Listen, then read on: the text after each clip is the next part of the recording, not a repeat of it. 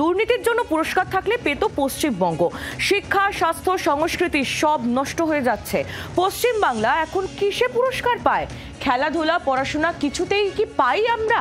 বাংলায় পড়াশোনার পরিবেশ নেই, সম্মান নেই। হুগলির চণ্ডীতলায় দিলীপ ঘোষের এই মন্তব্য, আর এই মন্তব্যের পরই শুরু হয়েছে বিতর্ক। দুর্নীতির জন্য পুরস্কার থাকলে পেত পশ্চিমবঙ্গ। দিলীপ ঘোষের এই মন্তব্যে নতুন করে শুরু হয়েছে বিতর্ক।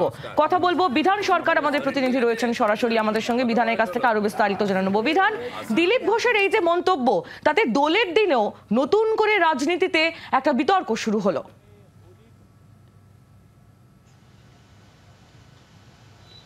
একদমই আহেলি, দিলীপ ঘোষ গতকাল চণ্ডীতলার বসন্ত উৎসবে যোগ দিতে এসেছিলেন চণ্ডীতলার কৃষ্ণনামপুর একটি এলাকায়, এবং সেখানেই তিনি এই ধরনের মন্তব্য করেন। অর্থাৎ 52 বছর পর যে সাহিত্য একাডেমি পুরস্কার বাংলা থেকে কোনো সাহিত্যিক পাননি, সেই প্রসঙ্গে বলতে গিয়ে তিনি এই কথা বলেন যে দুর্নীতিতে যদি কোনো রকম কোনো পুরস্কার থাকতো তাহলে প্রথম পুরস্কার বাংলা পেত। এবং গত কয়েক বছরে তিনি বলতে চেয়েছেন যে তৃণমূলের শাসনকালে বাংলা ক্রমশ পিছিয়ে গেছে। সেখানে শিক্ষা, সাহিত্য থেকে শুরু করে খেলাধুলা সমস্ত কিছুতেই কিন্তু যে সুনাম ছিল বাংলার, সেই জায়গাটা নষ্ট হয়েছে। এবং তিনি বলছেন যে যদি দুর্নীতিতে কোনো রকম পুরস্কার থাকে তাহলে সেটা বাংলার লোকেরা পাবে।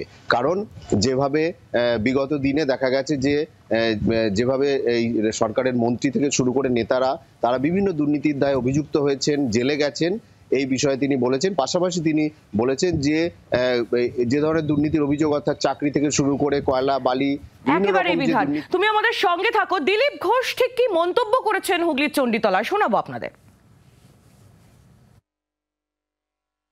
পশ্চিমবাংলায় কিসে পুরস্কার পাই? কোনো খেলাধুলা, পড়াশোনা কোনো কিছুতে পাই কি আমরা? হ্যাঁ, কত দুর্নীতি হয়েছে তার জন্য পুরস্কার পেলে যদি ফার্স্ট প্রাইজ হতো পশ্চিমবাংলার লোকেরা পেত। শিক্ষা, স্বাস্থ্য, সংস্কৃতি সব নষ্ট হয়ে যাচ্ছে, পড়াশোনার পরিবেশ নাই। সেখানে আপনি কি করে আশা করতে পারেন যে এখানকার লোকেরা পুরস্কার পাবে? আরো একবার বিধানের কাছে যাই। বিধান, আমরা বক্তব্য শুনলাম, সেখানে একেবারে স্পষ্ট চাঁচা ছোলা দিলীপ ঘোষ তিনি এই বক্তব্য রেখেছেন।